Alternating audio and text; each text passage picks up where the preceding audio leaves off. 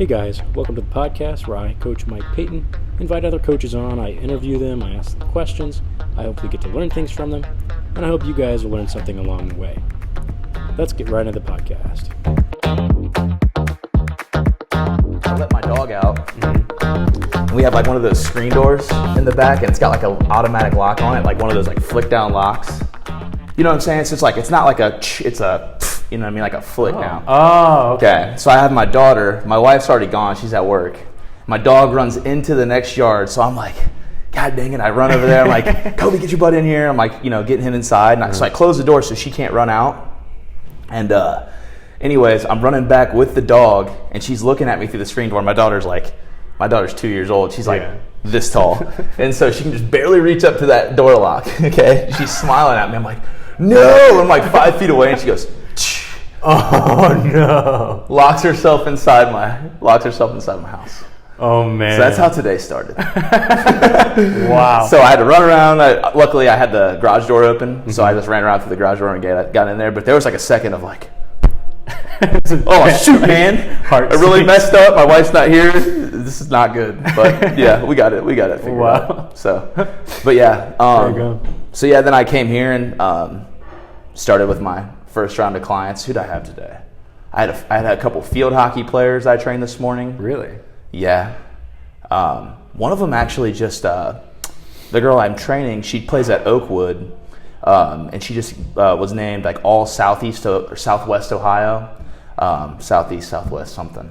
And she's like, she's a sophomore, and this is her second year in a row. I think I posted it yesterday. I don't know if you saw it, but it's her second year in a row. She like led all of Southwest Ohio in goals. Wow. And was like ahead by the next best person was like at 11. She was at 17. Wow. And like she's athletic, but dude, it's like I think that like her work ethic is what got her there. Like she's athletic, but it's like she's not like naturally she's not just like the most athletic girl I've ever trained, but she works hard and she's got really good stick skills. So I trained them, and then I had a slew of clients after that. So we can go over those if you want to. But what's up, dude? How'd you get back in your house? Oh, dude. So I ran around, put the garage code in, got in there, opened it up. Luckily, she hadn't locked the garage door on me. Oh, okay. And so I got in there. What we got here? Dang. So they didn't have like a caramel sweet cream. That's kind of so I went in there. Now everybody knows I drink caramel sweet cream. So well, I asked you. So they didn't have any. Yeah. And so I was like, I guess get them a vanilla coffee. That's fire. Now that's a mocha. Yeah. But then that'll do it. Yeah. So I just got a mocha. No, I appreciate it, dude. Yeah. Yeah. I hope it's good. What'd you have going on today? Nothing. Probably just homework. Oh yeah, PT stuff. Yep, studying and all that. What are you learning right now? Right now we're learning about the foot and ankle. Oh, dude, that's awesome. Right? It's really cool. It's like the basic stuff, so just muscle insertion, origin, and innervations. Gotcha. That sounds like school. It's great. That sounds exactly like school. Do they teach you any like practical stuff though? Stuff that you can apply to? They're not like teaching practical stuff, but I can kind of glean like things from it. So like whenever we went over so right now the first section of it was upper limb. So we were learning about the arm. Okay. And we started with shoulder girdle, shoulder, and then we went to like arm, and then forearm, and then hand. Okay. So now we're doing the lower extremity. Same thing. So hip girdle, upper leg, and then like lower leg and ankle and foot. Gotcha. Yeah. So you're just going over like the basics on those. Yeah. Gotcha. So it's just muscles basically. Mm-hmm. You need that. You need it. Yeah. It's cool stuff. Like it's like, oh yeah, like you saying it's like bringing back memories of college. I'm like, oh man, I haven't been on that in a long time. Insertions, all that stuff. That's crazy. Yeah. But like then. So now that I know like a lot more of the specifics of like muscles and stuff, like it's like stuff makes more sense on that. Yeah, like I took the certification course and it's like, the stabilizer muscles. It's like, okay, yeah, cool, stabilizers. And then learning about each individual muscle, it's like, now I know what the stabilizers are, I know how to train them because I know their location, line, pull, and all that. And it's just like... And then it does help. It really does. It does help to know like what's working, what's helping with what. Yeah, Exactly. It's a huge deal in training. It really is. Yeah. So I think it's helped me to train my clients better already. No. So. Oh yeah, dude. I'm Well, like I told you the other day, man, like you being a physical therapist, doing that along with like your background in, was it Taekwondo? Mm-hmm. Dude, you have like a good plethora of like knowledge and a skill set that a lot of people don't have. And it's like I said, like as you add up those training hours, I mean, you're going to be somebody that a lot of people would want to come train with. So I think that's really cool, man. Yeah, I'm loving it. It's awesome, man. Sweet. Yeah. So yeah, what else, man? What else? I had come up with like a bunch of questions. Okay. And then I'm like, then I like sit down. I'm like, I forget everything. You forget what you're going to ask me. Yeah. That's okay. We can come up with something. But the major thing that I wanted to know is like, first of all, how'd you get into like personal training specifically? Because I know like you were an athlete in high school, college, all that, and then But how'd you get into? So I played college football at Anderson University. I actually had a lot of struggles coming up, like when I was younger. So it all probably starts when I was younger. So like, I went through a growth spurt when I was like in 7th grade. Okay, and it felt like I couldn't run. Like my hips felt really tight. Everything just felt super goofy to me. And I went from being like in Pee Wee, one of the faster kids on the team, to like 7th and 8th grade. It's like, wow, this kid's really slow. Like I would get made fun of for being slow. Wow. And I had knee pain, and I had hip pain, I had back pain, and I never really knew why, and it just really frustrated me. Yeah. So like I just went through 7th and 8th grade, but then it was like my freshman year of high school. I was like, man, screw this. I'm gonna put work in and try to figure this out. So and there wasn't like sports performance coaches and things like that back then. So it's just me like going in the gym and like doing extra power cleans and doing more. Like I did a ton of box jumping, like so many box jumps. I've done way too many box jumps. Like, oh dude, it's terrible. Yeah, like I just was obsessed with box jumping. Like every time I would train, I would box jump. And I actually ended up getting a pretty good vertical. Like, so my freshman year, I came in and I was like 95 pounds. I was a 95-pound freshman in high school. Sophomore year, I got up to like, I think it was like 140. Junior year, I'm 190. Senior year, I'm 220. So my body like gained a significant amount of size. And I remember like my freshman year of high school, we ran the 40, and out of everybody on the team, like we had like, oh dude, I don't know how many kids were on this team. You know, from freshmen all the way to seniors. And Butler's like a pretty big program. Yeah. It's not huge. It's not like a Texas program, but it's big, you know. And I was the slowest kid on the team. Like my 40-yard dash was the slowest. I think it was like a 5.8, something like that, my freshman year of high school.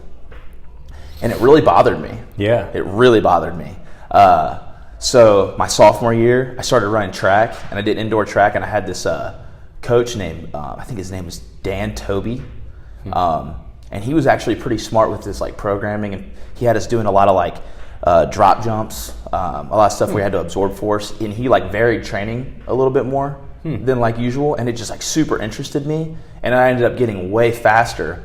And anyways, like that was your freshman year? That was after my freshman football season. I went and ran like indoor track, and then I ran indoor track my sophomore year, and I made some mistakes too, and I'll go over those. But like I ran indoor track my sophomore year, did pretty well, and I did that all the way up until my junior year, and I went from running that 5.8 to, I remember we ran our 40s, and I ran a 4.6. So I literally dropped more than a second off of my 40 time, and I gained like dang near 100 pounds from my freshman year of high school to my junior year of high school. Then I became like the quintessential like meathead, because I struggled in school too. So like in school, I had a really hard time, and it wasn't because I was stupid. It was the way that my brain works, and I figured that out later on. Like as I got older, I've been figuring it out like in my 20s. Yeah. But like my brain doesn't work unless I'm moving, and in school they want you to just like sit there. Yep. So they would have me sit there, and I would just be like, Like, I remember they would have me take notes, and I would just be like drawing pictures. And like, you could look through like, these pictures are pretty cool, but where's your notes? Like, I would be drawing cartoons, and like, just, my brain was always just like in creation mode. Yeah. All the time. So I really struggled in school. I had a lot of struggles in athletics at the beginning. Anyways, I got like addicted to lifting weights. And I didn't run track. After I ran that 4.6, I didn't run track my going into my senior year of football because I wanted to just like lift weights. I just wanted to get stronger. You know. And it ended up like I kind of regret it because now knowing what I know, I wasn't training aspects that transfer over to sport near as much because I didn't do that indoor track piece. I didn't run track. Okay. So I was in there doing stuff that I want to do. Like when I was in like a junior in high school, I loved squatting. So every time I would go in there, I'd be trying to hit like a 1RM squat, which is just like not good programming. You know what I mean? Like, but nobody's telling me anything. I was like 1RM deadlift, 1RM squat, let's go bench. Like I was just trying to get my big 3 numbers up, just because I thought it was fun, and try to box jump higher. And it worked for a while, but when you're doing just like bilateral stuff on a maximal, like with a maximal intent all the time, you end up accumulating imbalances and things like that, right? So I ended up going and playing college football at a Division III school, largely because my grades were terrible. It wasn't because of my skill set. My skill set was not Division III. I mean, I started like right away there. But largely because I didn't have the grades to pass through that, like, what do they call it? NCAA something. I couldn't get, like, my grades weren't good enough to accept scholarships, more or less. Yeah. So I went and played at a Division III school. I started there right away, but I tore my ACL in Game 6. So then that ended up making me think even more about training because, like, through the rehab process, I like attacked it, and I trained really, really hard trying to get out of that. Like I remember they assigned this girl to me. Like there was a physical therapist like you know, I had like a bunch of them. They were like interns basically, like college interns. So they would be assigned athletes and they would have to work with them. Oh, that's cool. And I remember this girl, her name was Tasha. She was assigned to me as my like physical therapist to take me through my rehab, and I worked her to death. I was like, "You coming in at 5:30 a.m. tomorrow?" She's like, "Yeah, I'll be there." I was like, "You gonna be there this afternoon at before practice at 11?" She's like, "Yeah, I'll be there." "You gonna be here tonight at 7:30?" "Yeah, I'll be there." So I rehabbed and I worked her to death, dude. Like most of the athletes would come in and do like one rehab session a day. I was like, I need to get back. Yeah. Because like for the team I was on, I was an important piece in college, and I wanted to come back and like be there for my teammates and help them and help us win. Yeah. We didn't end up winning that much at all, but I wanted to be there and at least be there in the fire with them. So it's like I was doing everything I could to rehab. And anyways, that like really sparked my because the way that they like structured my rehab made me think a lot about like programming and made me think more about, okay, I need to get more like in the weeds on how to program and how to train more like train more intelligently, more or less. So I started like studying on my own, and I was already in the exercise science program there, and I started studying training there. So then my sophomore year, had a pretty good year. I was all conference. I ended up running my fastest 40 ever. I was running like sub 4.5s, and I was like 220 pounds. So that was pretty good. Like coming off of an ACL, did pretty well there. And I started getting super interested in training. So I would go in in the morning, like even during season, I would go in the morning at like 7 a.m. And I had this group of guys. 2 of the guys I can like really remember was like Jake Julian and Griffin Wallizer. These 2 guys on the football team, and they were both like athletic guys, but to be great, they needed to train hard. So they came in and started working out with me every day, and they would go through my workouts with me. So then I was like, man, now I got guys to train. So I started training them, and they trained with me because they were a year younger than me. And so they trained with me all the way until my senior year. And I wrote their programs, and I didn't even know what I was doing, really. Like, you know what I mean? Because you don't really know what you're doing. You're freaking 20. You know what I'm saying? So I wrote their programs my sophomore, junior, and then my senior year because they were with me the whole time. And it ended up, like, we had a group of like 15 guys by the end of it that came and trained with us. Wow. To the point where it was like, that was kind of the off-season program because like this college coaches, number one, none of them really had like strength conditioning backgrounds, and they could only work with us for like 2 or 3 months out of the off season. So like a lot of the time, these guys were just training with me. So I was like tracking their sprints, tracking their 40s, tracking their squats, tracking their jumps, and like I just learned a lot about training with these guys. I mean, they weren't paying me a dime, but I was just learning a lot about training doing that. So anyways, my senior year of college football, I ended up playing pretty well. I ended up having a few NFL teams. I wasn't like a big NFL scout or anything like that, but like I had a few NFL teams look at me just because I had a pretty good amount of size and I was fast and I had put up pretty good numbers while I was there. So I had like, I think it was like the Chiefs and the Browns come to, it was like these scouts, they came to our school and they took 2 of us. There was one other guy that was pretty good there. It had a lot of good like physical qualities anyways. And they had us like run the 40 and do a vertical jump and then take the Wonderlick, which, you know what the Wonderlick is? Dude, it's like this test that the NFL puts people through. Like Joe Burrow, I'm pretty sure got like a perfect score on it. But it's just a test of trick questions just to see if it's like I sucked at it. It was so, dude, it was because they want to see that you can like think logically and think fast. Because like the NFL is more of a mental game. Like if you want to be a good football player, it's not about like how well you lift. It's a mental game and it's a skill game.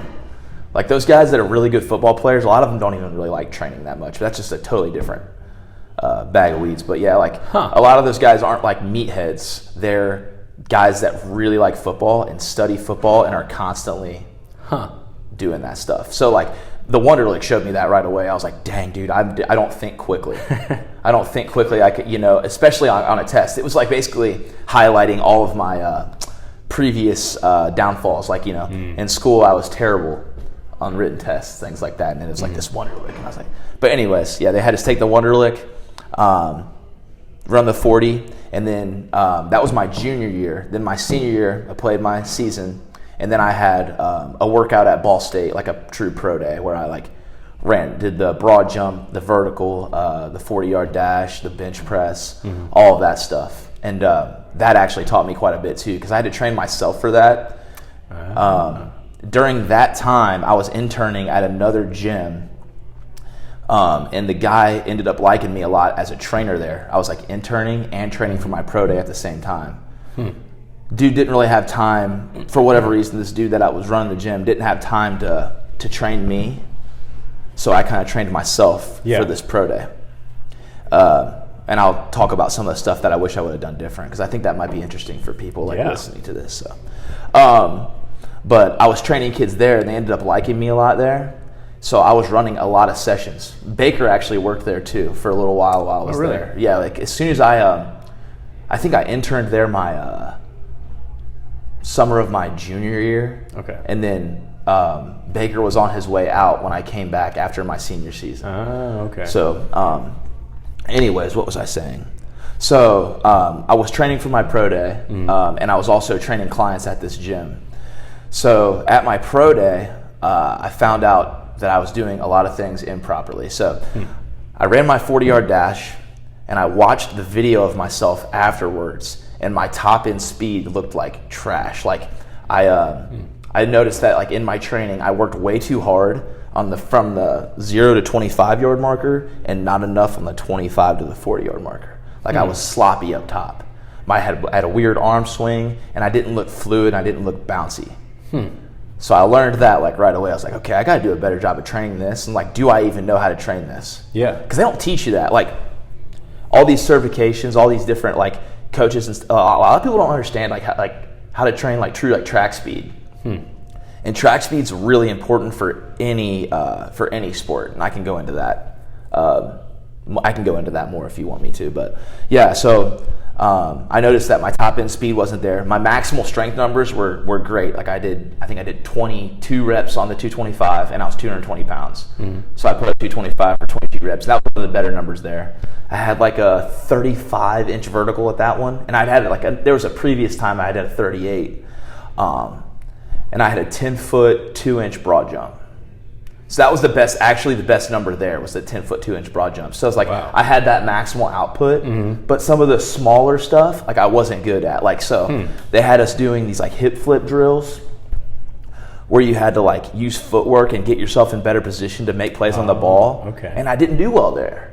I didn't have like great hips. I didn't have the finer details weren't as crisp as they should have been. Okay. And that was the same thing on the top end speed portion, right? Like it's like top end speed, when you think about like if you're running a 40-yard dash, your acceleration phase should last 0 to 25, and then at 25 you should be like starting to rise up and get into like full cycle and like spin.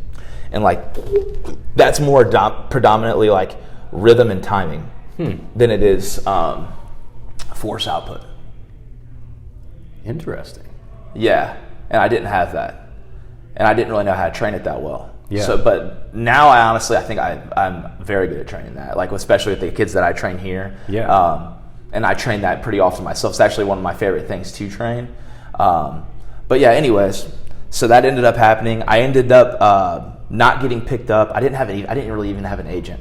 I really just the main reason I wanted to do the pro day is number one, I got invited to it, so I was like, okay, I'm going to go try this. But number two, I wanted to show people that I was willing to put myself out there and try something. You know what I mean? Try something that a lot of people wouldn't try from a Division III school. Like, there's not a lot of guys that go get pro days. Yeah. So I wanted to at least go out there and give it my best shot and see if I get picked up. If you don't have an agent, though, you're not getting picked up. I learned that later, too. So, like, I wish I would have known that. Like, Yeah. if you don't have an agent, if you don't have a hired agent that's working with you, you're not getting in. Because, like, these guys that there's one other guy that got picked up at my pro day, and all of the agents of the guys that were at this pro day working out, like, immediately, like, stormed the field immediately when the workout was over. They, like, all stormed the field, and they come up and they're, like, talking to all the coaches, like, instantly. Wow. So it was like, if you didn't have that, they probably don't even remember you. Unless you were just so outstanding, and I wasn't. I mean, I was like, those guys, I mean, I was a really good athlete, but those guys are the elite of the elite, the guys that play at that level. So Yeah. anyways, I came back home and took over the gym that I was working at before. He gave me like a head performance coaching type job. I didn't get paid like hardly anything, but I got to train a lot of kids, and that's all I really cared about. So I trained. I was training, like, he had me training all day, dude. I was like, I would wake up at 5 a.m. and I wouldn't leave there until like 9 o'clock at night. Most of the time. Like Monday through Friday. And I would just be training people all day, groups of one, groups of like, That's insane. till I was like blue in the face training people. And like, I learned so much from that. Yeah. I learned so much from that. So Makes sense. that's how I started. And then like my first client that I ever got there, I ended up getting like a private client there. And his name was Tommy Cope.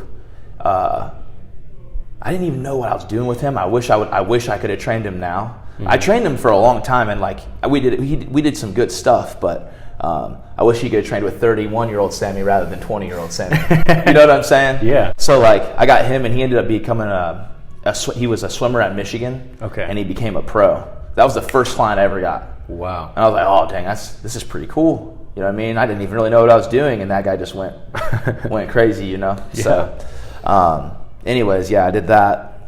And I trained there to the point where it was like to the point where the guy couldn't really pay me anymore. Like to what I felt like I deserved. I just worked as hard as I could. I think I worked there for like 4 years.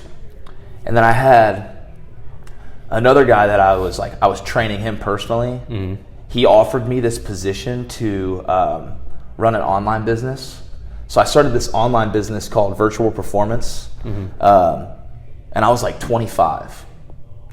When you're 25, you don't know anything. You really don't. Like, I don't know anything right now. I'm freaking 31. You know what I'm saying? Like, right. All these trainers, like, they're on Instagram and on Twitter, they all, TikTok, whatever the freak, dude, they all act like they know everything, and it's so frustrating.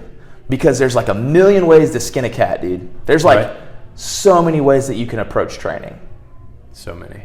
I mean, it's crazy, and there's so many ways that work. There's weird stuff that works. Like, have you ever looked at GOATA? No. I don't know. What is that? So GOATA, like, there's a baseball player that I train, and I had to study up on it a little bit. I I don't not like it, but I'm not going to use it as like my main training protocol. But like, there's a lot of guys that really get a lot out of it, and it basically the premise of it is that is getting proper joint stacking. So GOATA makes you do everything with like your head over your foot and like a coil. Like everything they do, they're like heads over their foot. They're creating a bow with their outside leg, creating tension through like their lateral sling, and like everything they do is like that. It's so wild, and that works. And then there's like Mike Boyle, who's like the most basic guy ever. It's like Bulgarian split squat, hex bar deadlift, like and like that works. You know, and then there's like Cal Dietz. I've studied all these guys. Like Cal Dietz is like triphasic training, talking about doing eccentric oriented stuff at the beginning of your training cycle, then moving to isometric, and then doing more concentric strength type stuff. It's like he has like a really good progression, and all of these things work. You know, but you can't be like me. I can't be Cal Dietz. I can't be GOATA. I gotta be Sam. I gotta figure out what works for me. So that's kind of what I did. But where was I, dude? I think I just went on a huge tangent. I was talking about that virtual performance thing, wasn't I? Yeah. Okay. So I was working at this, I was doing this like online business where we were like, it was an AI. It was an artificial intelligence. Now we're talking about a kid that struggled with grades. Now I'm making an artificial intelligence. But anyways, right? So we're making an artificial intelligence. I'm at UD almost every day, going over like how we want to set this thing up. I'm shooting videos every day. I'm setting up databases on this AI. I did this for 3 years. Year 3, the dude that was running this for me tells me we can't do this anymore. We've run out of money. And it was partially my fault. Like, I just was like kind of shuffling my feet on things. And I didn't move fast enough with it to get it off the ground. But anyways, it ended up just not working out. But I learned a lot from that because that made me think about every single facet of my training. Yeah. Like you can't put an AI out there without knowing what you're doing. That makes sense. So I've probably listened to, because I'm like a very I don't know if you like a vocal learner. Yeah. Like I learn a lot from like podcasting, and I've like listened to a lot of books. Like I probably have listened to like 2,000 podcasts. Dang. Like I've listened to so many podcasts, and I don't like talk about them specifically because I don't believe in like listening to something and then directly applying it. I don't believe in that. I believe in like letting it kind of go through your system, go through your own mental process, and then it just comes out in your programming. That's how I believe you should apply. Like if you're learning from like a podcast or if you're learning from books, let it go through, because then it's more authentic, you know? Yeah. Like a lot of people listen to podcasts and they're like immediately applying stuff. It's like, dude, you don't even know what you're doing. Like, and it's like, you know, there's a lot of ways to do things. So you should, and you need to find like your way of doing things. Like as a trainer, you need to be finding your way that you apply these things. So it's a lot better, in my opinion, to listen, to learn, and then let it go through its natural process and let it come out in your work. Yeah. So, but anyways, making this AI made me do that, and gave me a lot of direction when it came to training. So then when I would train somebody in person, it was just so easy. Like I came here, okay, so I'm making this AI. I was training people at Empower, like on a low, like I was paying rent, just training clients, right? Yeah.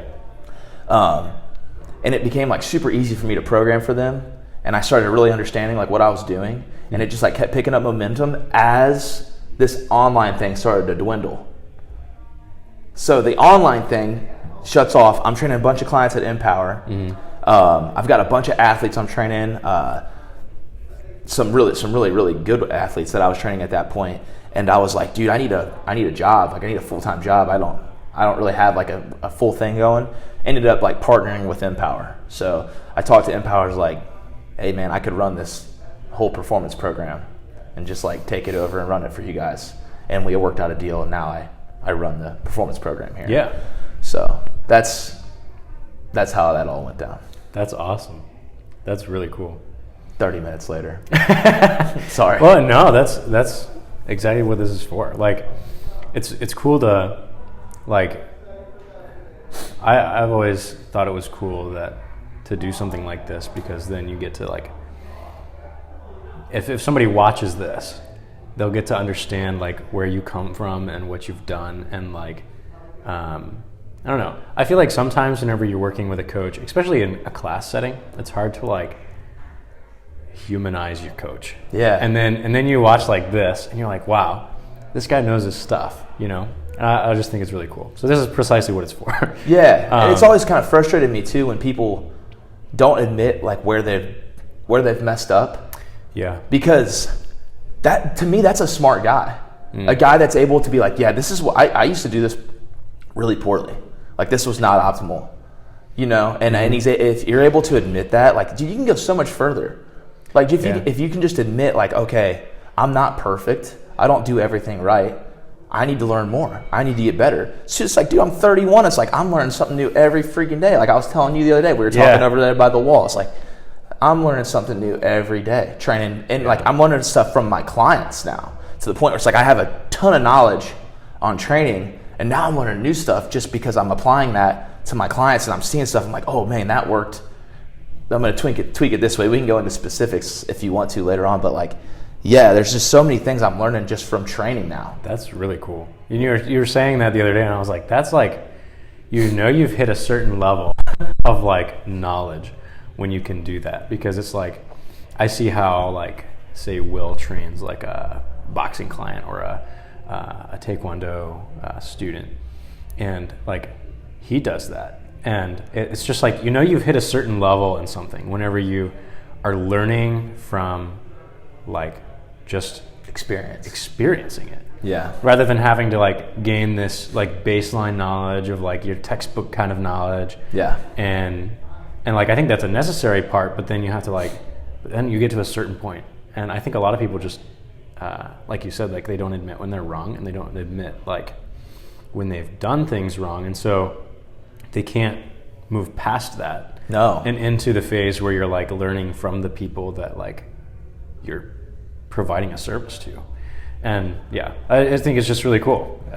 Yeah, that's like part of being a good entrepreneur too, right? Like being somebody who's self-employed. Like if you can't see what you've done wrong in the past, and you can't see like where you could have been better, and you can't admit that, you're never gonna work on it, dude. You're never gonna push past it and actually get better. Because that's all I'm about, dude. Is just like every day I just want to get better. That's all, dude. That's all I care about. It's like awesome. Physically, like in my own training, when I'm training clients, like I feel like every time, like I got to train for 3 hours today. I trained like 9 clients this morning. Yeah. And dude, I feel like I learned so much just right there, dude. That's awesome. You know, and that's all I want to do is I just want to learn. And like something that I've struggled with in the past is doing things like this, being open and being authentic in a forum like this. Most people wouldn't admit that either. That's true. Like, dude, I've been so poor in public speaking type of settings, and like just have a hard time letting my walls come down. Yeah. And being myself. Like I've really struggled with that in the past. And a lot of people are like, dude, you seem so confident. It's like, dude, I'm actually not. Like, I'm actually not. I've had to work really hard to get to the point where I'm like, I can even come off confident. But dude, I think that's part of being becoming a better person, is just being able to admit where you have shortcomings and learning from them, dude. Honestly, I really do. So yeah. Sometimes the more you talk, the more I relate to you. Like in the precisely that thing, like the. Well, I was a missionary for a couple of years. Yeah. And like you have to do public speaking and everything. And I think I had like a similar problem where it was like I wasn't being quite authentic. Yeah. And then after a year of doing that, I was like, something's off. And then like going into the second year of doing that, it clicked a little bit, but I still think like that's still a thing. Do you ever find that like whenever you're training like groups of clients that you tend to do that more? Or like that's what's weird. Is when I'm training people, dude, it's like Sam comes out. Like right away. It's just the weirdest thing. It's like Sam comes out, like the real Sam's like right there. And I'm training. But like before we did this right here, I was in the bathroom. I was like, God, don't let me be a freaking doofus. Like, you know what I mean? Don't let me be a doofus on this camera. Give me the right things to say. Give me the right, let me be authentic. I want people to know who I actually am. Not like this fabricated, like, tight version of me. Yeah. Like, I just don't like that. I don't like hearing myself talk like that. And so, yeah, it's like right before this even. Right before this right here, man, what we're doing right now. Like, I was like, oh, God. Yeah. You know, don't be a doofus. Right. And I felt like a calm come over me before I came in here, and now I feel really Yeah. good. But, That's yeah, dude, it's like, and I'm 31, man. There's a lot of people that are 31 that would never admit it's like, right. oh, yeah, I get nervous still. It's like, dude, no, I do. Yeah. I do, you know. But yeah, anyways, dude, you're asking the right questions too. I have a lot of passion behind the things that I'm talking about here. Yeah. So it's gonna be a lot easier for me to, like, Yeah. you know what I mean? That's why I like you a lot, because that's like, I've watched like the podcast with you in the past, and the fact that you're able to at 20 years old, like, okay, when I podcast, I can't just be asking these basic questions. I have to be real, and I have to get in like a real situation, put these people in like a real situation to where, like, you naturally just are able to get people stuff. That's why I think that you'll be able to be really good, like, as you go forward. I mean, you're like, appreciate that. how old are you? 20? 22. 22. When I was 22, I was playing football and drinking pre-workout and acting like an idiot. You know what I'm saying? So Yeah. I think that you're doing like really good. Thank so, you. I appreciate that. But anyways, yeah. What else, man? So there was a thing that you were talking about the other day that I was like, man, I would love for you to expand on that. You were talking about linear periodization and how, like, you could end up detraining your athletes using linear periodization. Yeah. So I had two questions on that. One, what is linear periodization? And then two, what is the alternative to that, so that you don't detrain your athletes? Oh, yeah. Okay. So think about like different types of periodization. There's like block periodization, there's linear periodization, and there's like conjugate. So like linear periodization is more or less when you build the athlete like a pyramid. So like you do more volume. Like, if let's just talk like something basic, like you do more volume at the bottom. Okay. And then as you get closer to the top, you get more like specific, and you get like, so you would do, just for like a basic, you would do 20s for a while, you'd do 15s for a while, you do 12s for a while, and you would just slowly ramp that up. So if you think about like from a muscular perspective, like if you're doing just high rep work, just hypertrophy work for a whole block, you're gonna get slower. Yeah. For sure. And you're going to lose a lot of qualities that you're going to want to have built in all the time. So like when I build programs, I don't use linear periodization. I use some principles of linear periodization, but I don't use linear periodization. I build everything in like what's his name? Christian Thibodeau. He talks about this a lot. He talks about how if you're going to peak somebody here, everything in the program needs to be in the program at the beginning at a regressed level. Ah, okay. Everything in the program. So you just take like the same things. my college program, the guy that, yeah, right, okay. So like if you're gonna do sprint, if like your goal is to get somebody faster, you need to have that sprint training at a lower regressed level from the very beginning. So like if you're top in, like if you're, let's say like in your peak block, or like your like part of like the top end of your program, you're gonna do like fly 10s, which is like a max velocity type test. You need to have sprint mechanics, different type of bouncy drills at the beginning of your program, and then build upon those throughout the program, and it should ramp into max velocity sprinting. Oh, okay. That makes And a then lot you of should have different types of, like, after you get them through like some preparation and you get them running correctly, it's like you should have different types of max velocity sprinting in the program all the way to the top. Because like a lot of getting faster and jumping higher is building up a good history. So a lot of people think like if you do this like 6-week program, or if you train with me, like that's what I don't like. It's like a lot of coaches will claim that if you do your program that you're going to get faster, and maybe you will, but like people that can jump high and people that run fast have a history of jumping high and running fast. Huh. They don't just do it for 12 weeks and all of a sudden they're like, you know what I mean? Like you have to have it built in all the time. So that's like when I'm training kids, I'm trying to get them to like, I don't care about money that much. Money's gonna come. I want them to be in my program as long as they are freaking playing sports. Because that's going to build the history of what they need. Like, if they're training, like that's like, if they train for a month, that's like 2 max velocity sprinting sessions. That's not going to do that much. No. I mean, you might get a really good response from it like the first time, and that's like how you sell. It's like, you know, if you train a kid for a month and you do a couple of really good max velocity sessions, and then your time is 40 and you get his 40 down, like a significant amount. It's like, oh, that's great marketing. It's like, well, that's because that's the first time I've used it. After that first training cycle, those first couple of training cycles, it becomes a lot harder. That's how you know if a coach is good or not, is if he can continue to build upon speed and continue to make something more resilient as they move through their career. And if you want somebody to run faster, jump higher, all these things, you need to build it in through the program the whole way through. And they need to be building up a big history of doing those things. Because a lot of kids suck at sprinting just simply because they haven't done it. A lot of kids suck at sprinting because they haven't sprinted enough. Yeah. They've sprinted like what they're in, like a lot of times they don't sprint properly. So like if you're sprinting at practice, right? You have a kid sprinting at practice. They run like gassers. Number one, it's like you're too tired to run fast with good mechanics if you're running gassers. And that's the majority of like straight. So like I'm thinking about like when I played college football, at the end of the practice, they would all line us up on the end of and this is in college. This is absurd.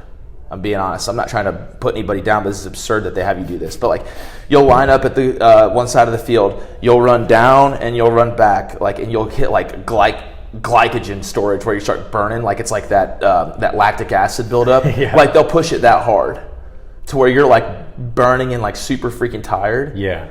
And like you don't ever want to. So, oh man, we're gonna go into something. That's all right. You don't even want to get there. Like if you're playing football, football's an anaerobic sport where you're like being explosive, constantly, like over and over again. And if you've practiced like wearing your shit out, I mean wearing yourself out, like you're wearing yourself out running, you're gonna do that in the game. Like I've seen guys that do CrossFit, for example. Like if you do CrossFit. You ever notice like when people do CrossFit, I have nothing against it. Like I think it's a good way to like train if you're a general. So I'm not trying to talk down on CrossFit, but like have you ever noticed like when people do CrossFit, it's like they're working towards that thing where they're like laying on the ground like yeah. They just absolutely deplete themselves. If you practice doing that, your body's going to try to do that when you're playing sports. That makes a lot of sense. So kids that condition a lot in the off season are always tired when they're playing sports. It's bizarre, but kids that go play basketball or go play spike ball, you can't be tired or like have your head down. Like you want to recover and you want to be able to play efficiently. So they like that's a way better conditioning means to me, especially for something like basketball or or football where you have to be like relatively explosive. That's a way better means of conditioning than doing like CrossFit where you're like practicing killing yourself. Yeah, because you'll go out there in extra effort. You'll over effort like. You'll watch a kid that does a lot of conditioning or does like a CrossFit type of program, and like they'll go out there and like play their sport, and they're like moving extra, and they're like, nobody that's good at sports does that. Yeah, so they're like wasting energy during. They're basically burning up energy because that's how they train. Yeah, huh? That's literally my theory on it. I've never really heard anybody talk about it before, but I've just noticed that like, why do we condition like that? That's so stupid.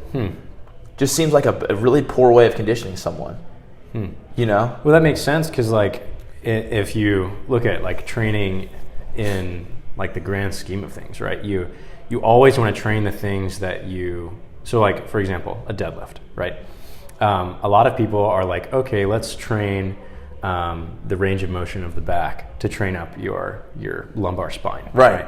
Your low back, and so they're like, oh, let's do like a glute ham raise or whatever to strengthen up the low back. Well, it's like you're not training it the way that you're using it. So if you want to train your low back for a deadlift, why not do isometrics? Because you're doing an isometric low back contraction during a deadlift. So like what you're saying makes a lot of sense because it's like you're training the way you want to perform, right? Exactly. Yeah, no, that's a really good. I was trying to think it through like what you were saying, and I would probably agree with that. I'm so far from like training lifts as like a main like. Yeah. I don't even test my kids' lifts because there's a number of reasons. I don't test their lift because if that becomes the focus, like their lifting becomes the focus, you're gonna see all sorts of compensations. This is just what I've noticed. Okay. So like if they're like, I've got to hit this 1 RM, I got to hit this 5 RM, whatever. They're going to do everything they can. They're going to take it all from their, like they say, their back squat. They're going to take it all from their low back and drive it up. And you're like, you're not even really when kids train like that, you're not even really getting the stimulus you think you're getting. Yeah. Like you're not getting like if you're training a squat, right? You're trying to when it becomes to, I think about how it would apply to like sprinting or jumping. You're trying to get the muscles strong that would allow you to sprint and jump more effectively, right? If you're doing that with compensation, are you actually training those muscles? Are you actually training that movement pattern? I would say no. So it's like, for me, when I have kids doing like let's say like front squats, box squats, I have them do all that stuff, but I have a bar speed parameter around it, and I have a technique parameter around it. And if they don't hit those 2 parameters, dude, not because I'm like technique god or I'm like good at perform. No, I'm like, I want it to look good, man. Yeah. I want it to look good so I know I'm training the things that I'm supposed to be training. Yeah, that makes a lot of sense. And if you are telling kids to beat their freaking 1 RM, they are not going to look good. I promise you, they're not. Yeah. Especially because lifting's not their job. Like these athletes that I train, it's like lifting is not their job, man. Like their job is to freaking ball out on game day. Yeah. That's their job. So it's like, I'm not going to do anything that's going to take away from them performing well. Yeah, that makes a lot of sense. So I stopped doing like the test their lifts thing. Like testing trap bar deadlifts. Oh my God, dude. I see people testing trap bar deadlifts. I'm like, you're not even training your posterior chain anymore, dude. You got your low back like just completely rounded. Yeah. You're not driving to the floor. Because like, dude, there's studies on trap bar deadlift where like, and I don't have the exact study, so whatever. But like, you know, there's studies that show like with proper trap bar deadlifting, like it can improve your acceleration numbers, like improve how well. And I would say that would be true for almost any like force dominant. Because like, what's cool about a trap bar deadlift is that it's like the concentric movement is first. So like think about like a squat, like you yield and you move down eccentrically first and then you explode up. Well, like trap bar deadlifts, I think, improve acceleration so much, and I think this is true for box squats too, by the way, because you're breaking up the concentric and the eccentric portions of the lift. So like, you get what I'm saying? Yeah. Like you don't come down with the trap bar deadlift first, you stand up with it. What about like a normal deadlift? Like a Same thing, yeah. I actually think normal deadlifts are better than trap bar deadlifts, but we can go into that later. But like, really, I do. And people always love trap bar deadlifts. People are all so hard for trap bar deadlifts, but it's like, it's because they're easier. They are. And that's a bad reason to like something, in my opinion. Like, because it's easier. They're easier to teach too. Yeah, but like you think about, they're way easy to teach. You stand in there, you squat it up. Like a real deadlift, a true deadlift, you have to create torque through your hips. You have to keep yourself back. Like it trains your posterior chain way more. So like when I'm training kids, like even my baseball players, I'd rather have them do like a straight bar deadlift than a trap bar. I would. I mean, and a lot of people are like, what about their shoulders? Like, oh, get real, dude. The thing is, because they're holding a straight bar, that it's going to change like their shoulder structure. Like, get real, dude. That's just they're standing there with it for like 3 seconds. You know what I'm saying? Yeah. I know what you're So I think that's kind of absurd. Like, I think the whole like trap bar deadlifts are awesome thing is like kind of weird. But like I like them. Like I'll throw them in there in a training cycle now and then. And there's different thought processes I have that would make me lean towards a trap bar deadlift over a straight bar. And there's certain training cycles that I would like it. But yeah, what were we, dude? Where did we? Were we talking about periodization or something? Yeah, we were. Yeah. I don't know. I don't know where we were. We were talking about periodization. Yeah, we were. That's how it started. But there was. Yeah, I was talking about how you want to build qualities in from the beginning to the end. Yeah. So, if you think about like, if you want to build like force production, or if you want to build maximal strength, let's say, and you're training in the 15s. So like, okay, this is where we were. So when I played college football, we would do a linear periodization block where we would start like doing sets of 20, then we would do sets of 15, then we would do sets of 12, and then we would do like whatever. It would just keep coming down. It was like the most boring, monotonous thing I've ever done in my life. We would do that and we would not sprint. And then all of a sudden, we would start sprinting and everyone would get hurt. Everyone would get hurt. The whole team would get hurt. And I was like, this is the worst program ever. And I just saw that even when I was younger. I was like, this sucks. Like, this is not working. Like, because like the contractions that you go through when you're lifting weights are nothing like sprinting. Yeah. So if your program consists of 95% lifting weights and moving slow, because even like a banded trap bar deadlift, like a banded deadlift or a banded squat where you're like trying to like maximally explode up on the concentric, even those contractions are way slower than like a sprint. Way slower. Like how fast your muscles have to contract, how fast you have to produce force. On a sprint, I can't remember what the exact number is. It's like 0.02 seconds or something crazy. That might not be it. But it's like it's very fast. Yeah, you have to produce force. And that's why it's so hard to train. And that's why some kids just have it, some kids don't. Like some kids naturally have the fascial system and the spring built in their body to where they can produce force like that. And they don't even have to be that strong. That's why some kids can come in and just like run really fast because they have this like really efficient fascial system and they can put force in the ground really, really quickly. But like a squat, like if you're like doing squats, number one, you can take that away from somebody. Like a lot of these kids that are super fast, I'm really careful about how much maximal strength training I do with them, how much slow strength training I do with them. Because I don't want to take away what makes them so good.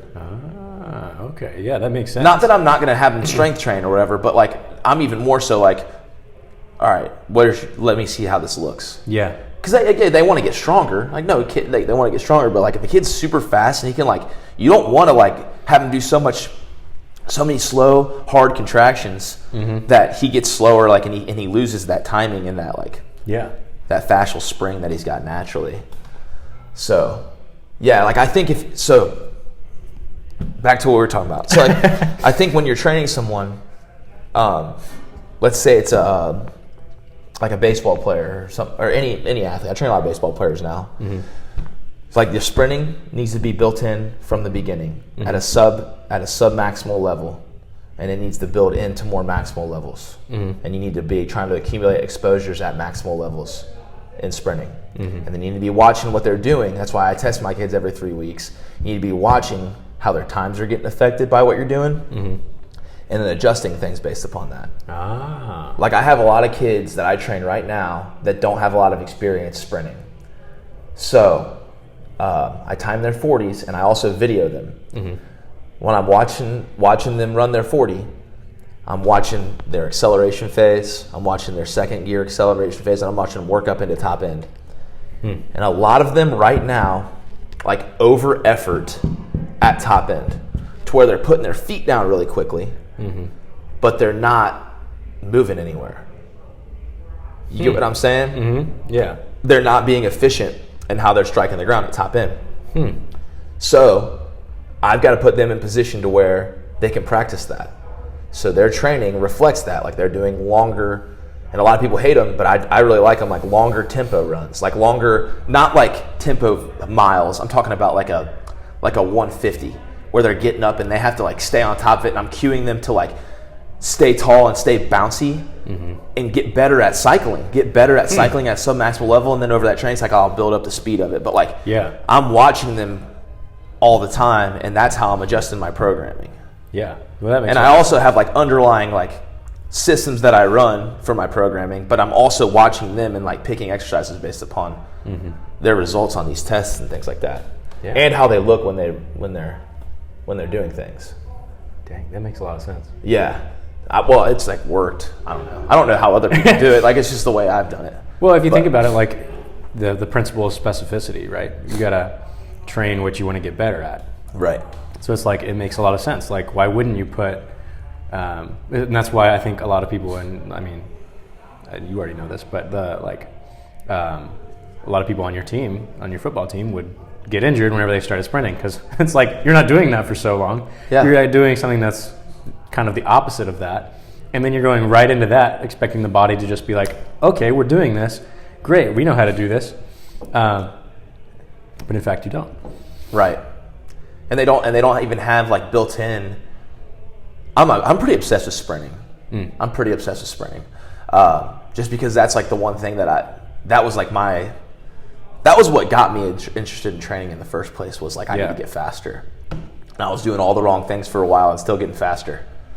Like, 'cause for a while, almost anything works. Like, when you haven't done something, it's like, it's so novel that sometimes it just works, like for no reason.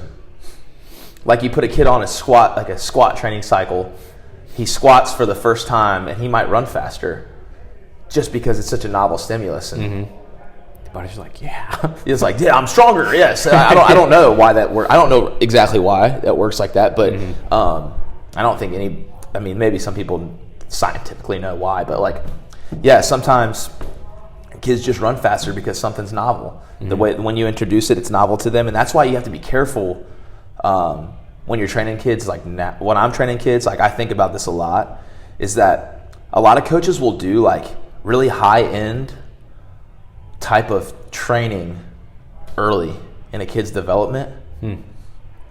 That's a mistake.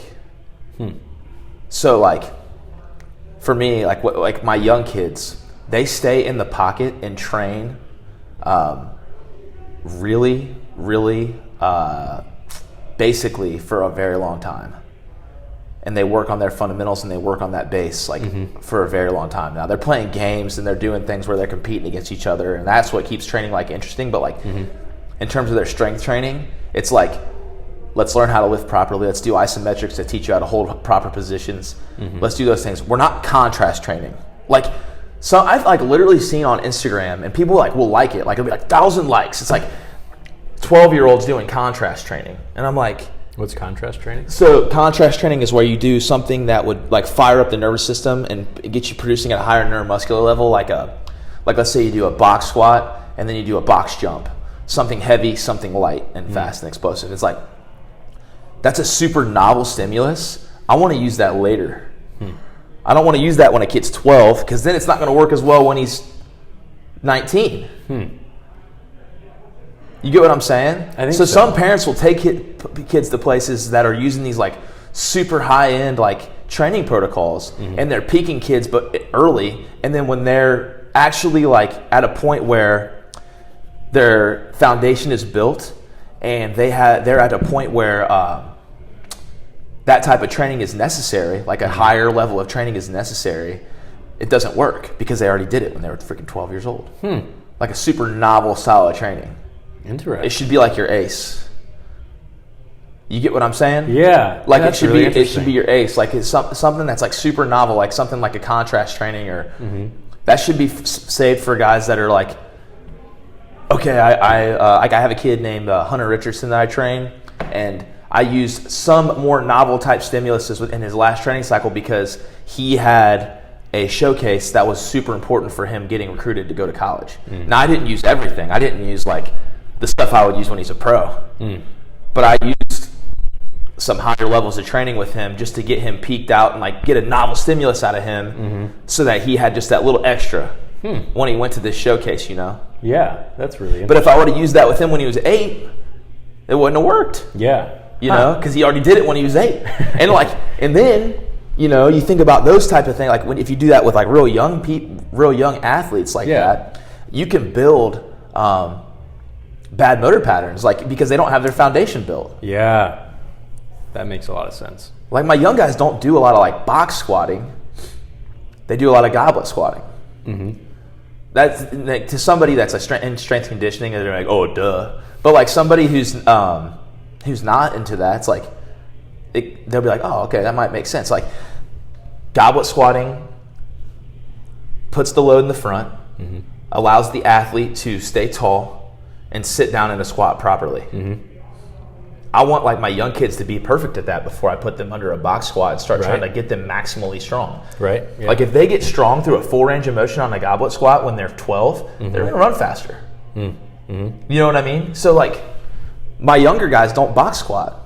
My older guys do, the ones that I've had for a while. And if a kid comes into me when he's, 15, 16, and he has like very little training age, he's going goblet squat too. because that's going to be just as novel a stimulus as a box squat. Yeah. It doesn't look as cool, but it's just as novel a Instagram stimulus. views. It's not gonna get as many Instagram views, but it works. Yeah. There's a big difference between being effective in training and trying to get Instagram likes. But That's true. That's a totally different thing to go down. But anyways, That's very true. Is there do we have any more questions on like on the programming side or like? Man, we went into it. Like there's just so much to that. Right? I love it. I love that, like, I love learning how much I don't know, because like you've said things and I'm like, man, this is really cool. Like, because in high school I was like, oh yeah, I know everything. I know all that. I know all the stuff. I'm a genius. I know how to train. I'll train everybody. Yeah, right. I tried to get my siblings and everything into training. I was good at cueing them at forms, like how to do things form-wise, but not. I didn't know how to program. But then, like, getting into this now, and like I shadowed Dr. Luke for a while before I applied to the PTA program. Like, I watch how Will trains people, I watch how Mike trains people, and like, and I've done podcasts with people, and like, learning all this like intricate stuff. I'm like, man, there's so much to learn. Like, I'm just scratching the surface. Yeah. And it's just like, it's really cool to hear. So like, because I've heard about like linear periodization. I didn't know quite like 100% what it was. And then like I use more of like a phasing system whenever I train people. But most of my clients are like general fitness clients, not so much like athletes. But yeah, so you talked about linear periodization. There was a blocking. Yeah. And then there was... and those are like blocking is pretty advanced, but then there's like, so you kind of have to figure out how you do it. Yeah. In your own way. You know what I mean? So like, if we're talking about programming, like I'm training this guy as a pro baseball player right now. Mm-hmm. When he comes back from the off season, or when he comes back for the off season rather, mm-hmm. I want to start with a block that's going to get him, feeling better and get him like roll him back into training like kind of slowly. So we're doing a lot of like barefoot like plyometrics where he's like, people call them recumbent hops, where they're doing like a lot of like repeat jumps and holding a rhythm and keeping like that bounce the whole time. They're not maximal. Basically, they're building up your body's ability to jump like healthy, more or less. Like you get a lot of that naturally. Like if you're playing basketball, like if you play basketball, you naturally get like a lot of these like smaller, quicker like jumps, hops, like movements side to side. But like when you're training somebody like that, I like to mimic whatever my focus is for the day. So like I have 2 linear speed type days with him because he's a shortstop and he hits like high up in the batting order. So he needs to be like stupid fast. So like I prioritize his speed.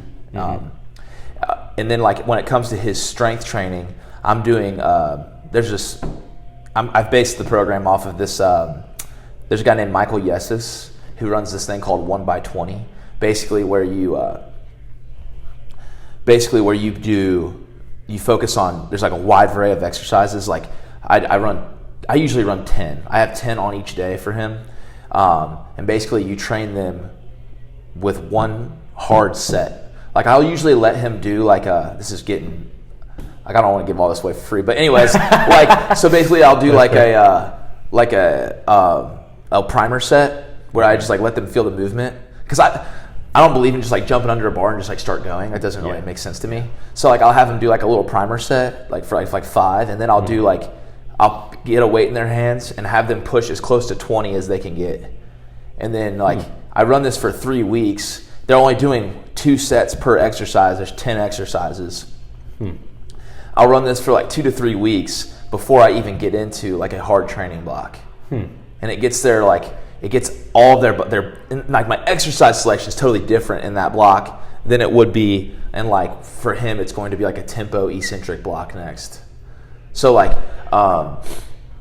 he'll do 2 to 3 weeks of this, and that's going to get his body back into like a trained state because he hasn't been training. Mm-hmm. It's going to get him back into a trained state where he's not super sore. It's going to help build some of his muscle back. Mm-hmm. And it's not going to overtrain him. That's the main thing that I'm looking for. Because like a lot of times coaches will go in and like just blast you like right off the rip, right when you come back. Mm-hmm. Usually don't get really good adaptations, like steady adaptations over that. You know, he gets sore from this one set. Yeah. You know? Yeah. Then after that, and I still got the speed stuff built in there, that's his strength training. Mm-hmm. Then after that, I'm going into like his first strength training cycle. His first like true training cycle. I'm going to do with him, I like to start off, and I don't do this all the time because this actually can affect how fast somebody sprints, but like I like to start off with more tempo type work where they're controlling the eccentric portion of the lift on their main exercise. And I will keep that same block the same through all of my training cycles. So like on Mondays, like when he gets into his second training cycle after this like preparatory phase, I will keep that training block the same all the way through. So like his lower body strength block, he'll do like a squat or a deadlift, let's say, in the eccentric block, and he'll do it on a tempo. Mm-hmm. Well, then the next training cycle, he'll do it on like a pause, like with some type of pauses, and then he'll do it like concentrically, where we're focusing on like really loading up the concentric, and then the next training cycle we'll go into like a peaking cycle, and I'll pick exercises based upon that. But it's like that, like I usually don't go over 5 reps in that block. That stays the same all the way through. It's not like it starts at 20 and then you go to 15 and you go to 12 then you go to 10. Like it's always in that like 3 to 5 rep range. Interesting. 2 to 5 rep range. And I keep that all the way through. And that's like the same for like all my blocks, like in the accessories. Like I'm always keeping some level of hypertrophy, muscle development in the program at all times. Yeah. It's just focused differently. That's really cool. So yeah, it's like no matter what, like his accessory work is going to be focused on like building muscle, correcting imbalances, and we're keeping that the whole way through. He's never not going to do like sets of 12 to 15 on something. Yeah. You know what I'm saying? He's always going to do that, but like the training cycle, the exercise selection and the training cycle selects the exercises for me, kind of a thing. And so do you use something to measure like effort during their strength training? So I use like a scale, like the RPE scale, where I use RIR. Yes, okay. Dude. So do you know what RIR is? I do not. That's reps in reserve. Reps. Okay, yeah. So RIR is like really easy to conceptualize for young guys, because like, and I do this like with So okay, let's take a push up. But a lot of people will train like push-ups and pull-ups, like body weight, and they'll say like, this set do 20, this set do 15, this set do 12. I would much rather, because like some kids can't do 5. Yeah. So what the hell are you doing giving them 20? Right. You know what I'm saying? So it's like, I would much rather give a kid like that an RIR type focus. Okay. So like with the kids I train, I'll say, this set, I want you to stay 3 reps from failure. This set, I want you to say 2 reps from failure.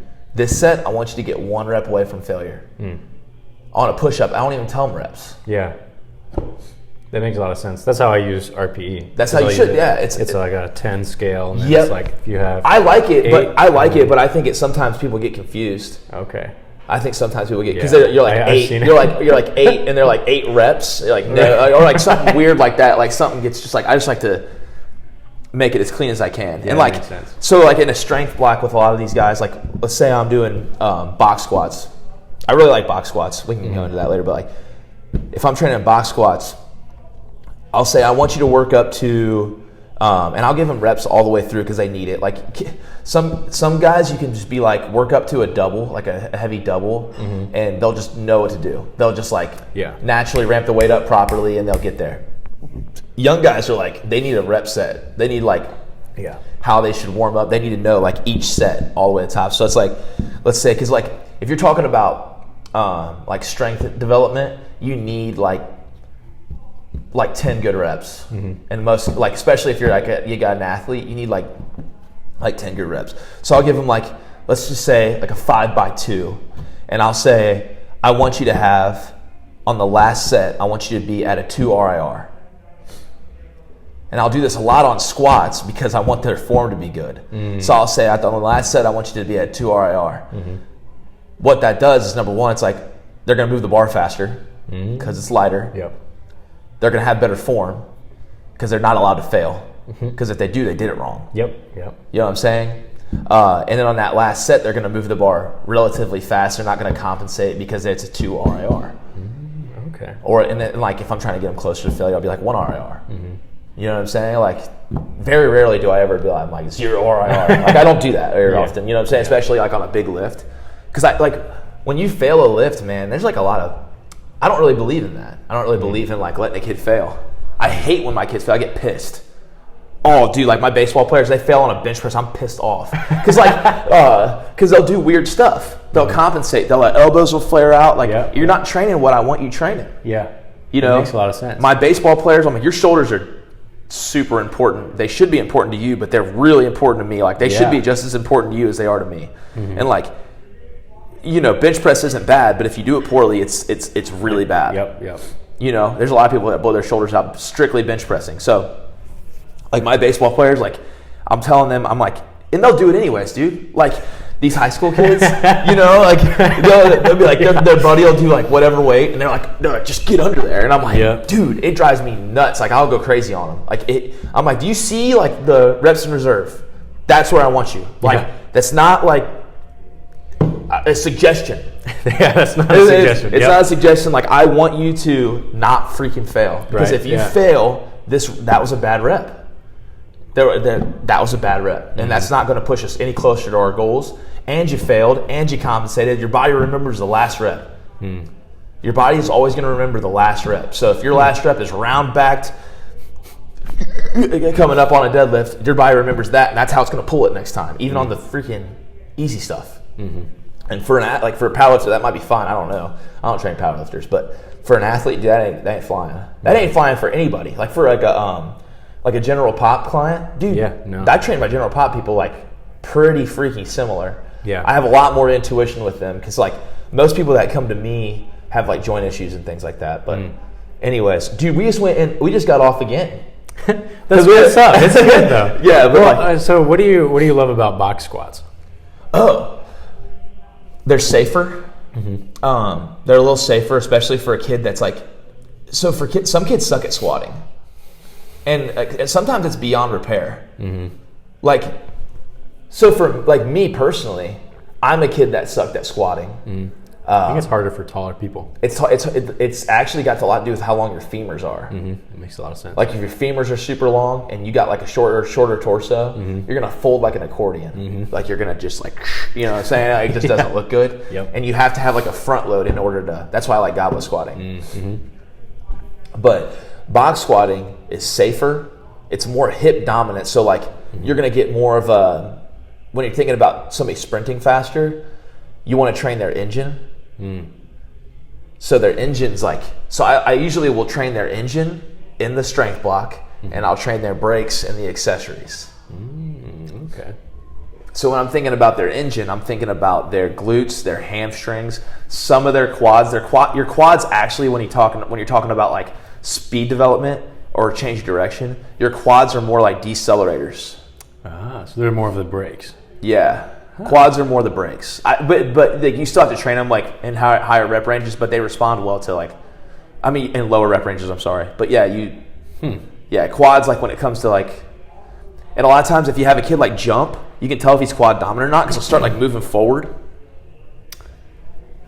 Like, if you had a kid do like a vertical jump and he like starts like hopping forward, you can tell he's like doesn't have enough posterior chain, more or less, because like your posterior chain is really important for, like, you ever notice like sprinters, well, some of them do, some of them don't, but like a lot of like longer sprinters have smaller quads and like big glutes. Your glutes are your engine. Like, your glutes are super important. So like a box squat trains your glutes pretty well, trains your glutes at a pretty high level. And you can manipulate the height of the box and focus on different things. I love that part of it. Right. Yeah. Like, I love in like like muscle building cycles where I'm trying to like build a little bit more muscle with my guys, I love like throwing in like low box squats because they're challenging, but they're also not like so uncomfortable. Like some guys just have a hard time folding their knees up that much. Like, so I'd rather do that with a lighter modality. Like, you know, like doing like a full front squat. Like some guys it hurts, and if it hurts, why are we doing it? Yeah. Like, you know what I'm saying? Like a lot of people like will just like force their guys into stuff. They're like front squat. I'm like, does that hurt? And even if they don't want me to, I'll switch them off. They're like, it hurts, but I'm fine. I'm like, no, it's that. Yeah, right. We're switching. Yeah. We're switching exercises right now. There's no ifs, ands, or buts about it because like this doesn't matter. This exercise doesn't matter. It's not going to help your development if it hurts. It's going to make you hurt more when you're out there sprinting. So screw that. I'm not doing it. Yeah. So I'll switch their exercise right there. So like that's why I like box squatting because typically it doesn't hurt. It trains their engine a little bit better. It's safer. And yeah, it's fun to program because you can manipulate like, oh, another thing. If you do a box squat correctly, you're breaking up the eccentric and the concentric portion of the lift. Yeah. So you can get like a harder concentric off of it. Because like especially if I'm training like strength, I'll have them sit back and like sit all the way down to the box. Like I think like I tell them if they're sitting on a scale. I learned this from Joe DeFranco. He's a really good guy I listen to. But if they're sitting on a scale, you want 90% of their weight to be on the scale or to be on there. They want the scale to be, say 90% of the weight. So they sit back with 90% of their weight. They don't let their heels come up. They keep their feet down. Sit back with 90% of their weight. Sit down to the box and then explode up. So then you get like rapid force production. You know what I'm saying? So like in a regular squat, you don't really get that much because you get like stretch reflex out of the bottom, unless you're doing a pause. But like I said, like if you're doing a pause, you probably need to be at full range of motion. A lot of kids can't even get there. So, and it's like if I can just put a box under your ass and have you sit to the exact range of motion that I want you to and explode up from there, like why would I not do that? Right. Yeah. And then like for guys like for their knees, like a lot of people are like, well, what about their knees? But it's like, well, in their accessory block when they're doing single leg work, maybe I'll do something where they, with lighter loads and higher repetitions, that's why it's good to have that type of system, like a conjugate type, build everything in from the beginning. I don't like to call it conjugate because like I'm not super into it. Like I'm not super into conjugate. I don't think it's like, like I think it's smart and I think there's certain principles that you should take from it and glean from it, but like I don't think it's the end all be all. Some people are just like obsessed with it, like they just freaking love it, you know? And I'm like, it's okay. But like when you build everything in from the beginning, if somebody has something like that, you can build in accessories that help them offset their main lifts. Like if somebody's really into like box squatting, or somebody responds better to box squatting, you can do something like a deeper range of motion, like even like a leg press, like single leg press. You can do deeper range of motion, single leg presses. You can do deeper range of motion, reverse lunges. There's all sorts of things that you can do to train that deeper range of motion in a lighter fashion that doesn't hurt the athlete. Okay, so you're talking about getting that knee through a full range. Yeah, through a full range. Like a lot of people are just like, oh, you just box squat? I'm like, no, I'm not. Dude, like that's why a lot of people think they're like squat, bench, deadlift. It's like, no, like there's other exercises out there that are super effective, and like accessory training is probably one of the most important parts of training athletes because that's where you can like get them in like range of motions that are applicable to their sport, or like maybe they have a hard time getting into. Like I train a lot of baseball players right now, and like I really like progressing like frontal plane exercises. You know what that means? Like lateral type stuff. Yep. I'll have them progress like crossover step ups, Cossack squats, and I'll progress those like over time and make them more complex as they go through their training cycles. What was I saying? I just completely lost it. Anyways, but I like progressing those types of things in the accessory work. That's what I was saying. Like I like progressing like that type of movement in the accessory work. Because those are movements that like I have catchers that I train, like different catchers. I have a guy that plays for Wright State. I've got a bunch of different catchers I train. And they say one of the most important things is being able to be strong like in any position. You ever watch Joey Votto play baseball? No.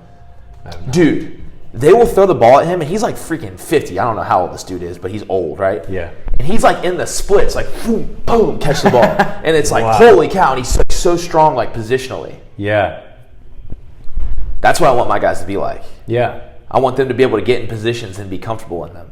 So you can't do that with maximal loads. Yeah, that's very true. And a lot of like our traditional lifts, like squat, bench, deadlift, are all in the sagittal plane. They're not even in the frontal plane. So it's like, and that's something that I've been getting a lot more into now is moving people in multiple planes, because it's like if you're especially for an athlete, right? You need to be able to move like very much in the frontal plane. Your sport, like especially. Boom, boom, yeah. And so I have a guy who I'm training who does Taekwondo now. And so like we've been talking about different things, and then I've been doing my own research, and like I'm able to implement things into his training. And I'm like, I was like, I'm going to try this. And he was like, cool, let's do it. Which his attitude about it is great, because he's like, let's try a bunch of different things. Like, this is a new way of training for me, and so let's do it. And I'm like, great. But like moving in that frontal plane, because you have to be able to stop and cut to a different direction, or stop in the frontal plane and then move to the sagittal plane, right? And then you have to like change directions a lot in a lot of different sports, especially in a fighting, in a combat sport. Right. But that's something that I've been getting a lot more into. So doing a lot more like those, like lateral lunges, and I've been implementing a lot of like a lot more things to develop like springy like movements into like my classes for like their warm ups, and just get them moving in those ways, because it's like because in Taekwondo you train a lot of flexibility. Yeah. And I'm like, there's a problem with that, because we're not developing any strength. We're only developing like this flexibility, which I think is actually going to take away from our ability to cut and change directions, because you're stretching out that muscle. You're like taking away from that like stretch reflex. Yep. Because you're stretching that muscle. And so if you're like not training those like fast movements and like cutting to different directions and not training that stretch reflex, then you're not going to be able to do that very efficiently. Body's going to freak out when it gets there. Exactly. It's like you're training it passively, and you don't have strength in the range that you gained. Yeah, exactly. That's really smart. That's how you should be thinking. And it's great. And I also think, like, I was just thinking about from a standpoint, like I see like pictures of you and Will like kicking. Mm-hmm. I'm like thinking about like how important your glute medius and all your hips are for that, like to get your leg up there. I couldn't even do that. Like if I tried to do that right now, I could throw my shit out. Bro. But yeah, like you need to be strong in a bunch of different positions, and like there's not a whole lot of exercises that train that well. Mm-hmm. Like you're not gonna get like doing glute medius like kicks like on a cable. Like screw that, dude. Like that's not it's not practical. No, dude. No, we're not trying to build peaches. Yeah, you just want like massive glutes. Yeah, no, I'm not trying to build like these like dysfunctional like glutes. Yeah. I need something fun. You need some functional exercises, things that like, and that's the way to do it. Like you feel like on like crossover. Like my pro baseball player today, he did. He's in that 1x20 phase. Mm-hmm. I had him doing crossover like step downs. What does that look like? Like so like he has his hand on the wall, and he's got one foot up on top of the box, and he's bringing that back foot behind him and tapping it to the ground, and then standing back up.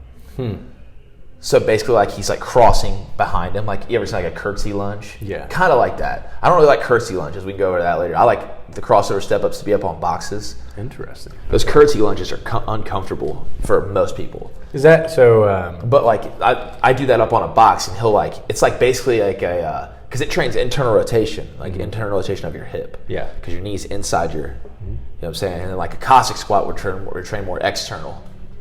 And you need both. Yeah. Especially when it comes to like sprinting. Like a lot of people that are really fast have like a ton of internal rotation in their hips. A ton. Really? Yes. If you watch like sprinters hit the ground, they like pronate, like get to the inside edge of their foot super easily. Huh. It's like crazy. That's really and then there's some people that do the exact opposite. But like I've heard the arguments too, like that some people like it's like supinators, people that are like on the outside edge and more externally rotated are better accelerators, and then like pronators are better at top end. I heard that on a podcast the other day. Interesting. But like in that, I've heard that before then. But yeah, I just like it was super interesting to me. And it started making me think about it more. Yeah. But yeah, it's like we need to probably train both.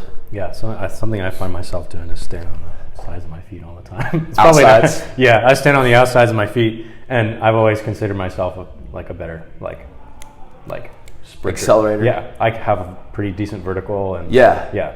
I was like, that's really interesting. Probably, yeah, you're just like a better like force producer. Like, and if I had you run like 60 yards, how would you look after 25? I don't know.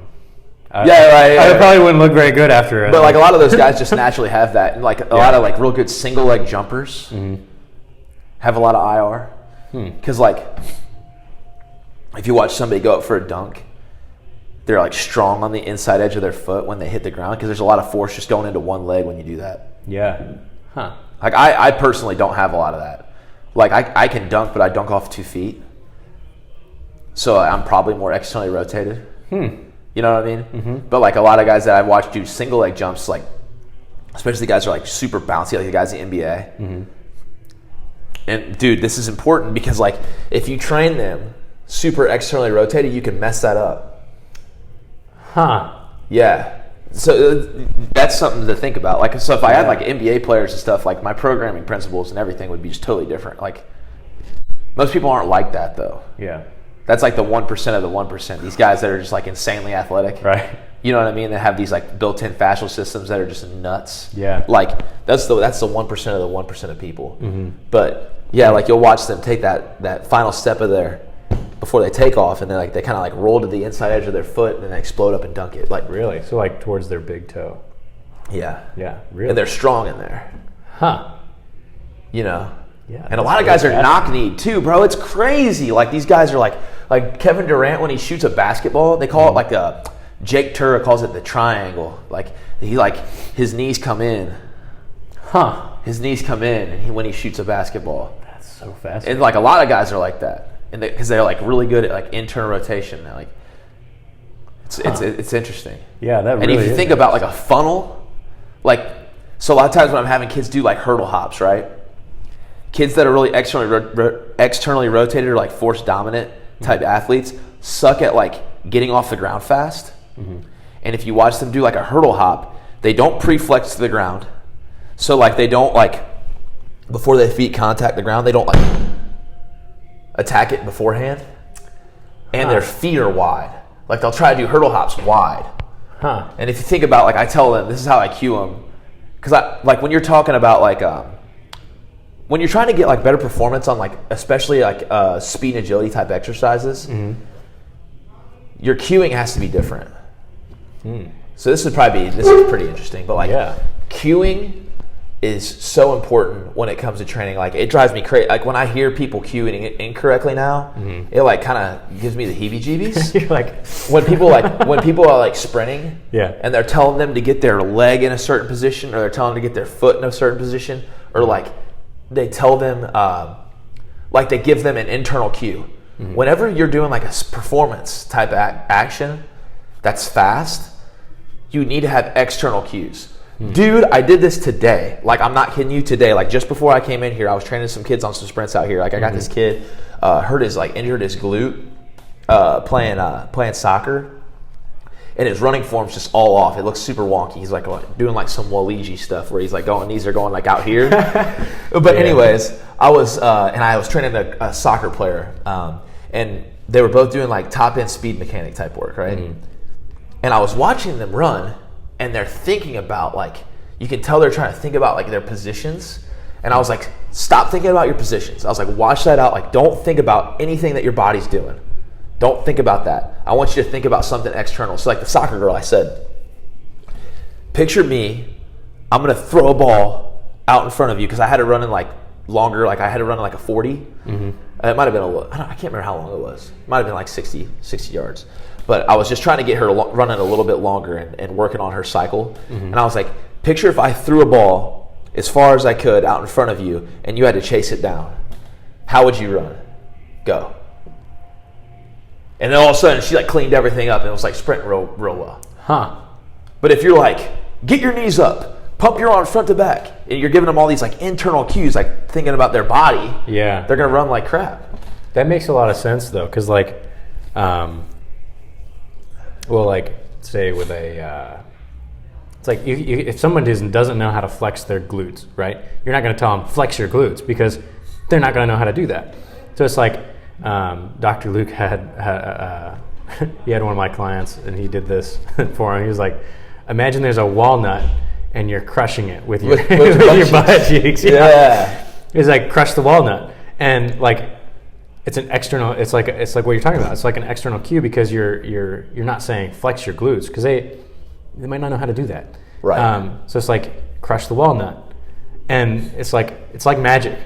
Or like I have people whenever they're doing bench press, it's like retract your scapula, pull it down. You could tell them that, but they might not know what that means. So it's like I tell them stick your chest out, and then it's like magic. It's like they just do it. Another good one with bench pressing, the best cue for bench pressing, because like I just am a Nazi with that. Because if I didn't cue bench pressing this way, I wouldn't do it. So like, especially just because like how important the shoulders are on a lot of the kids I train, like volleyball players, baseball players, stuff like that. Yeah. We can get back to like the sprinting stuff here in a minute, but like tell them to break the bar. Like they're trying to break it in half. Yeah, like try to bend the bar in front of you, good. because like something super important about that is like when you're thinking about bench pressing, your lats are super important. Yeah. Lats are really important. They're like driving that bar up. Like a lot of times, like powerlifters will prime their lats before they do a bench press. Right. So I always tell them, and I do this myself too, I'm like, dude, freaking break it. Break the bar. Because then all of a sudden they create this like tension. Their lats turn on. Their shoulders turn back. Their scapulas retract. They're breaking the bar the whole time. And then they have like way better eccentric control. So like that's a pretty good cue. I like that. That's a good external cue for bench pressing. Another one that I use is like if I'm back to sprinting, if a kid's sprinting and I see them reaching. So like reaching's bad and striking out in front of your center of mass is bad because it creates braking forces. So like if a kid's running and here's his center of mass and he's reaching out and pulling the ground out in front of him, every time he hits the ground he's putting a brake on. Your heels are your brakes, the forefoot's your accelerator. So every time he reaches out in front of his center of mass, he's putting the brakes on and putting energy in the opposite direction of where he wants to go. That makes a lot of sense, yeah. So I do a couple of things to get kids to sprint more effectively. I'll have them do things like resisted marches on sleds where they have to, like I'll do exercises that rehearse that, and then I'll give them cues. So like sled drag's really effective, and then I'll be like, run away from the start point. So like if a kid's starting here, a lot of kids will be like, if you put a cone out here, they'll run to that cone. Yeah. So they're looking at that cone, they're reaching for the fucking cone.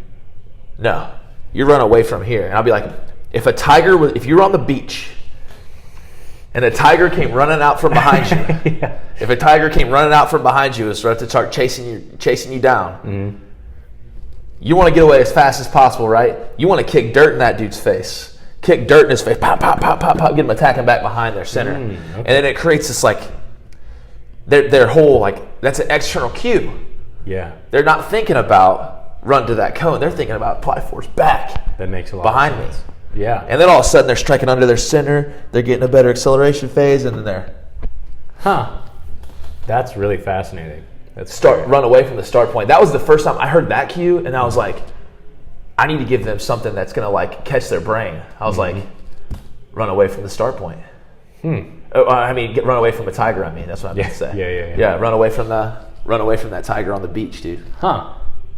That's really cool. And I think about the times that I've run my absolute fastest. Like they used to put these speed testers on us. Like it would be like, it would be showing how fast we were running. I remember like the time I ran the fastest in college one time was I tackled the guy on the 5-yard line. It was on a kickoff. And I was next to the kicker. I was the dude, like, so the kicker's here, and I'm here on the kickoff team. And dude, he kicked the ball, and my eyes just like locked onto it, and I was just, and it was the fastest I've ever ran in my life, and it was like shown on that miles per hour thing. I can't remember how fast it was, but I was hauling. It was the fastest I've ever ran, like on a on an all-out sprint. So sometimes when I'm doing sprints now myself, I'm like, dude, how did I run that time that I freaking smacked that dude against Manchester on the 5-yard line? Yeah. And I think about that, and I'm like, that's okay. Chase, like I actually can see the dude standing there waiting for the kick. Like I'll picture that, the dude standing there waiting for the kick, and I'll freaking, and those would be like my better sprints. Yeah. Wow. I'll put the timer on. Like, dude, it's pretty remarkable. Like how That's well really cool. external cueing works, and I think internal cueing is good too. Like when it comes to building muscle or like sarcoplasmic hypertrophy type work, like where you're like trying to, because like when you're doing like strength work in the 5s and 8s, you're creating more like cross section. This is how all my teachers are going to know I was listening in school, right? That's like myofibular hypertrophy, like where you're like creating more cross section, right? You're like laying down new muscle fibers, and then like when you're doing pump work, like high repetition work, like and I think it takes more than what people think. Some people are like 12 to 15. I'm like, I've done 12 band curls before and like felt nothing. Like you need to go until freaking your arms feel like they're gonna fall off. Like I'll have kids do banded leg curls until they're freaking crying. I'll be like, and they like look at me like I'm crazy. Yeah. I'm like, I want 50 to 75 reps, because I know they're not gonna get blood in there unless they do that. Like you're not gonna get blood in there doing 12 leg curls with a band. Like ain't no way. You know what I'm saying? Yeah. So that, but like when it comes to like trying to build like that, like catch a pump, you do want to think more like internally. Like you want to think about like flex the, like when guys are doing bicep curls, dude, you ever watch people do bicep curls in here? It's atrocious. Like, Oh, and like in base. yeah, dude, like, there's one thing is like to know a lot of bicep curl variations is cool, but like if you don't know how to do a bicep curl properly, like you're not gonna get big arms anyway, so who cares? Like if you know like these all fancy setups and shit, it doesn't matter. Like that's why you get a personal trainer. Because like it's not that they're going to do something totally different than what you would do in your own program. Like they are. I mean, we are. Like we're going to do something better. But like it's not that alone. It's the fact that they're going to have you do every exercise with better intention. That's what I think is so important about having a personal trainer. Because like if you think about like a bicep curl, right? I always tell my kids like, don't look at the weight and flex the weight up. Like if you're doing a bicep curl, I will literally tell them, don't lift it, because then they're just like, I say flex the weight up and like flex as hard as you can and then control it down. Flex as hard as you can. Like if you want to get somebody like, that's massive. If you want to get somebody looking good, dude, you need to do stuff like that. Like that's what I wanted to do originally. Like when I came out, like when I was younger, I wanted to be like a celebrity trainer in California. I thought that would be really cool. Now I think that would suck. But like that's kind of what I wanted to do. So like I have studied like some bodybuilding and things like that. But yeah, it's not like my main focus. But anyways, yeah. What were we talking about? External versus internal cues. Yeah, dude. We were talking about that. It was super That's cool. pretty cool. Yeah. Yeah, that's awesome. That's awesome. And you were talking about like you were talking about the hops, like the elastic hops and stuff like that. So I've really gotten into recently. So there's this like surgeons. Have you ever heard people like talk bad about speed ladders? No. So like there's these like, yeah. so this trainer, like Joe DeFranco, same guy I'm talking about, I absolutely love him, so I'm not talking bad about him at all. But when he was like a few years ago, got on this thing where, and a lot of people listened to him, so a lot of people were like, will repeat his sentiments, right? He got on this thing where he's like, I hate speed ladders, they don't train agility, they don't do anything. Like speed ladders, like where you like, you know? And I agree to a point and then I disagree to a point. So like Joe DeFranco talks about how he doesn't like speed ladders, and now there's all these trainers that will make posts on Instagram. Like I think I've done it before, like when I was younger and I didn't know this stuff, or like actually have a lot of experience. But like all these trainers will post like speed ladders don't make you more agile. Ditch the speed ladders, ditch that. But then it's like they kind of do help though, because you're getting these like fast foot contractions, and since you know where you're going to put your foot, you can go super freaking fast. So you're getting like all these like preflexes to the ground. So like I think So when I'm doing like speed and agility, right? Like let's say I'm doing like a lateral movement day, I will try to get my athletes to rehearse the positions that they're going to work like in the deeper drills. So like let's say they're going to do like some type of chaotic drill where they're like laterally shuffling and like guarding someone. I will get them doing like drills that kind of mimic and prime them for those positions and get them to like pre-flex the floor away and get off the ground faster side to side. And like when I was listening to that, and I believed that, I was a worse trainer because I didn't have this, like, I wasn't training feet. I wasn't training faster contraction speed. So, like, there is advantages to knowing where you're going to put your feet. Like, I really like drills where, like, I'll take slant boards and have kids do, like, single leg hops where they're like, pop, pop, pop, pop, pop, pop, pop, pop, pop, and moving their foot as fast as they freaking can and trying to move as fast as they can on a single leg. And you'll notice like when they do stuff like that, it's predetermined, right? So they know where they're going, but one leg's moving way faster than the other. What does that tell you? They have deficits on one side. They have deficits, and if I have them try to change directions and go over there, compared to going over here, they might be slower and they might use that other foot to get over there. So if I can get them stronger on like one leg doing like, and I like ladders for it, dude, ladders are fine. Like I'll do like little single leg hops and ladders with their bare feet. I'll have them doing them in a bunch of different directions. I'll have them do like, if it's like a laterally focused day, I'll have them do like 2 forward hops, 1 backward hop, 2 forward hops, 1 backward hop in the frontal plane, moving side to side like that. And like, dude, you'd be amazed like how much more balance they have side to side without me even like really saying anything. Like a lot of coaches like do this stuff where they tell them like, dude, I've worked with coaches that do this, but they'll like tell them like, throw this foot, go that way. Throw this foot, go that way. Instead of like giving them the structure that they need to do it naturally on their own. So like, what do you mean by like giving them a framework to work in, or like what do you mean? So like, if a kid, like let's say I have a kid do a side to side line hop, like they're on one leg, they're going side to side with one foot as fast as they can. And a kid has with their right leg, let's say in 10 seconds they do 20 contacts, but their left leg they do 15. No kidding that they use that right leg to cut everywhere. So it's like I need to put drills into the program that allow them to improve that other side.